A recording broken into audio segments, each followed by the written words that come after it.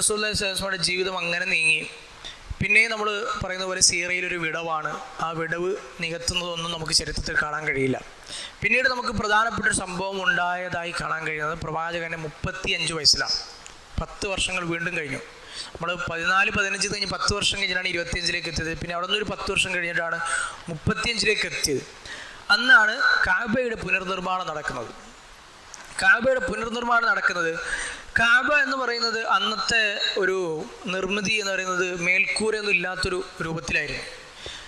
ഈ ചുമരുകൾ തന്നെ പൊട്ടിപ്പൊളിഞ്ഞ രൂപത്തിൽ.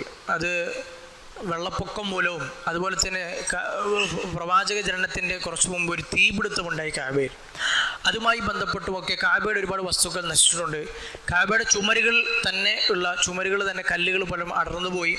ആകെ കഅബ ഒരു നിലംപൊത്തായ അവസ്ഥയിലായിരുന്നു ഉണ്ടായിരുന്നത്. അതുകൊണ്ടാണ് ഖുറൈശികൾ അത് പുതുക്കിപ്പണിയാൻ തീരുമാനിക്കുന്നത്. പ്രവാചകൻ സല്ലല്ലാഹു അലൈഹി വസല്ലം 35-ാമത്തെ വയസ്സിൽ. അപ്പോൾ അവരുടെ ഒരു അഭിമാന പ്രശ്നമാണ് കഅബ. അവരേറ്റവും കാണുന്ന, അവർ വളരെ ആദരവോട് കൂടി കാണുന്ന. അതുകൊണ്ട് തന്നെയാണ് കഅബയുടെ പുനർനിർമ്മാണത്തിൽ യാതൊരുവിധ നിഷിദ്ധമായ സമ്പാദ്യങ്ങൾ ഉപയോഗിക്കുകയില്ല എന്നവർ തീരുമാനമെടുത്തത്. അന്നത്തെ നിഷിദ്ധമായ സമ്പാദ്യം എന്ന് അവർ ഗണിച്ചിരുന്നത് ഉദാഹരണത്തിന് പലിശ അന്നും അവരൊരു നല്ല സമ്പാദ്യത്തിൽ ഉൾപ്പെടുത്തിയിരുന്നില്ല.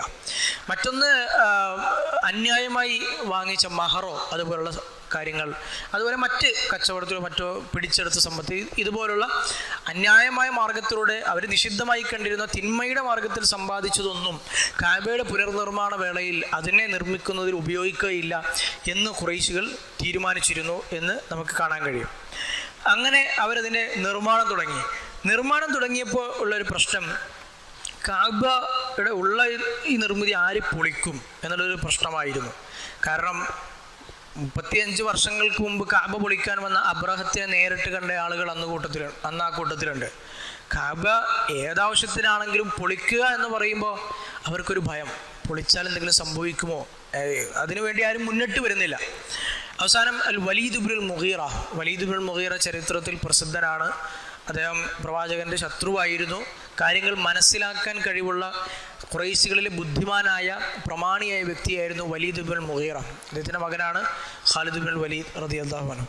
അദ്ദേഹമാണ് മുന്നോട്ട് വരുന്നത്.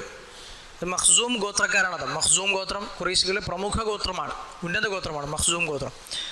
അദ്ദേഹം പറഞ്ഞു, നമ്മൾ നല്ല കാര്യത്തിന് വേണ്ടിയല്ലേ ഇത് പൊളിക്കുന്നത്. ഒരിക്കലും നമ്മുടെ ഉദ്ദേശം എന്താണ്, നിങ്ങളുടെ ഉദ്ദേശം എന്താണ് ഖുറൈശികളെ?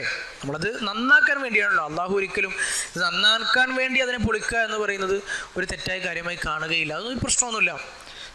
പക്ഷെ അന്നത്തെ അറബികൾക്ക് എന്നിട്ടും ഒരു പേടി. അങ്ങനെ വലീദ് ഇബ്നുൽ മുഗീറ ആദ്യം ഒരു പിക്കാക്സ് എടുത്തുകൊണ്ട് ആദ്യത്തെ കല്ല് ഇളക്കാൻ വേണ്ടി പോയി.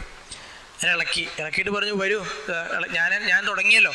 എന്നിട്ടും ഖുറൈശികൾക്ക് മടി, എന്തെങ്കിലും സംഭവിക്കുമോ. അങ്ങനെ വലീദ് ഇബ്നുൽ മുഗീറയോട് പറഞ്ഞു, ഒരു ദിവസം കഴിയട്ടെ, നിനക്ക് എന്തെങ്കിലും സംഭവിക്കുമോ നോക്കട്ടെ, ഒരു രാത്രി കഴിയട്ടെ, എന്തെങ്കിലും സംഭവിക്കുകയാണെങ്കിൽ നമുക്ക് ബാക്കി തീരുമാനം എടുക്കാം, ഇല്ലെങ്കിൽ നമുക്ക് തുടർന്നുകൊണ്ട് പോകാമെന്ന് പറഞ്ഞു. ഒരു ദിവസം കാത്തിരുന്ന് വലീദ് ഇബ്നുൽ മുഗീറയ്ക്കൊന്നും സംഭവിച്ചില്ലല്ലോ എന്ന് ബോധ്യപ്പെട്ടപ്പോഴാണ് പിന്നീട് അവർ കഅബ എല്ലാവരും കൂടി ചേർന്ന് പുനർനിർമ്മാണത്തിനായി ഒരുങ്ങിയത്.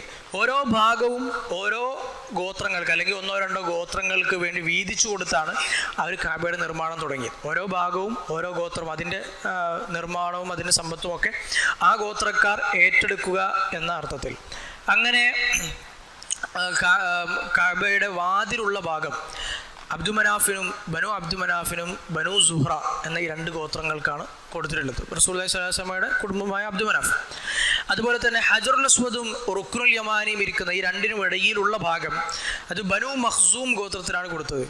അതുപോലെ തന്നെ അതിനപ്പുറത്തുള്ള കഅബയുടെ പടിഞ്ഞാറ് വശത്തുള്ള ഭാഗം ബനു ജുമഹ് ഗോത്രത്തിനും ബനു സഹമ് ഗോത്രത്തിനുമാണ് ഉണ്ടായിരുന്നത്. അതുപോലെ തന്നെ ഇന്ന് ഈ ഹിജർ ഇങ്ങനെ വളച്ചു കെട്ടി ആ ഭാഗത്തിൻ്റെ അടുത്തുള്ള ഭാഗം ബനു അബ്ദിദ്ദാർ ഗോത്രത്തിനും ബനു അസദും ബനു അദി, ഉമറുല്ലാഹിൻ്റെ ഗോത്രമാണ് ബനു അദി ഗോത്രത്തിനുമായിരുന്നു അവർ കൊടുത്തിരുന്നത്. അങ്ങനെ ഓരോരുത്തരും അവരുടെ നിർമ്മാണ പ്രവർത്തനങ്ങൾ തുടങ്ങി. റസൂലുള്ളാഹി സ്വല്ലല്ലാഹു അലൈഹി വസല്ലമയും ഈ കല്ലുകൾ ചുമക്കാനും ഒക്കെ തൻ്റെ പിതൃവ്യന്മാരോടൊപ്പം ഈ കഅബ പുനർനിർമ്മാണ വേളയിൽ ഉണ്ടായിരുന്നു. ജാബിർ റളിയല്ലാഹു അൻഹു ഉദ്ധരിക്കുന്ന ഒരു ഹദീസ് നമുക്ക് കാണാൻ കഴിയും. റസൂലുള്ളാഹി സ്വല്ലല്ലാഹു അലൈഹി വസല്ലം ഒരിക്കൽ കഅബയ്ക്ക് വേണ്ടി കല്ല് ചുമന്നുകൊണ്ടിരിക്കുകയായിരുന്നു. കല്ല് ചുമക്കുന്ന സന്ദർഭത്തിൽ അബ്ബാസ് ഇബ്നു അബ്ദുൽ മുത്തലിബ് റസൂലിൻ്റെ പിതൃവ്യനാണ്, പറഞ്ഞു കല്ല് ചുമക്കുന്നതിന് എളുപ്പത്തിനായിട്ട് ഉടുത്തിരിക്കുന്ന തുണി അഴിച്ച് തലയിലോ അല്ലെങ്കിൽ കല്ല് വെക്കുന്ന സ്ഥലത്ത് വെച്ചാൽ അതൊരു എളുപ്പമാകുമല്ലോ എന്ന് പറഞ്ഞു.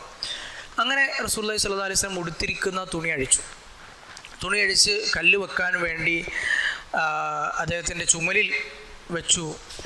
അപ്പോൾ റസൂലുള്ളാഹി സ്വല്ലല്ലാഹു അലൈഹി വസല്ലമ ബോധം കെട്ട് വീണു എന്ന് കാണാൻ കഴിയും. അത് അല്ലാഹു സുബ്ഹാനഹു വ തആലയുടെ ഒരു സംരക്ഷണമായിരുന്നു. നമ്മൾ നേരത്തെ പറഞ്ഞതുപോലെ ചെറുപ്പത്തിലെ അള്ളാഹു നെഞ്ചു പുലർന്ന ഹൃദയത്തിൽ നിന്നുള്ള പിശാചിൻ്റെ അംശമെടുത്ത് കളയുന്നത് മുതൽ ചെറുപ്പം മുതലേ അള്ളാഹുവിൻ്റെ റസൂലിന് അള്ളാഹുവിൻ്റെ അടുക്കലുള്ള ഒരു സംരക്ഷണം. മക്കയിലെ അത്രത്തോളം അധാർമികതകൾ നിറഞ്ഞ സമൂഹത്തിൽ ജീവിച്ചിട്ടും കുടുംബം മുഴുവൻ ശിർക്കിലായിരുന്നിട്ടും അതിൻ്റെ നേതാക്കന്മാരായിരുന്നിട്ടും അള്ളാഹു റസൂലിനെ ചെറുപ്പത്തിൽ ഒരുപാട് വിഷയങ്ങൾ കാത്തുരക്ഷിച്ചിട്ടുണ്ട്. അതിൽപ്പെട്ടൊരു കാര്യം കൂടിയായിരുന്നു റസൂലിൻ്റെ നഗ്നത വെളിവാകാതിരിക്കുക എന്നത്. അങ്ങനെ റസൂൽ ബോധം കെട്ട് വീഴുകയും ജാബിർ റളിയല്ലാഹു അൻഹു ഉദ്ധരിക്കുകയാണ് മുത്തഫഖുൻ അലൈഹി ഹദീസിൽ, ഫമാ റുഇയ ബഅദ ദാലിക ഉരിയാനൻ, അന്ന് മാത്രം അതിനുശേഷം ഒരിക്കലും റസൂലുള്ളാഹി സ്വല്ലല്ലാഹു അലൈഹി വസല്ലം നഗ്നനായി ആരും കണ്ടിട്ടില്ല, മറ്റുള്ള ആളുകൾ കണ്ടിട്ടില്ല എന്ന് അദ്ദേഹം ഉദ്ധരിക്കുന്നുണ്ട്.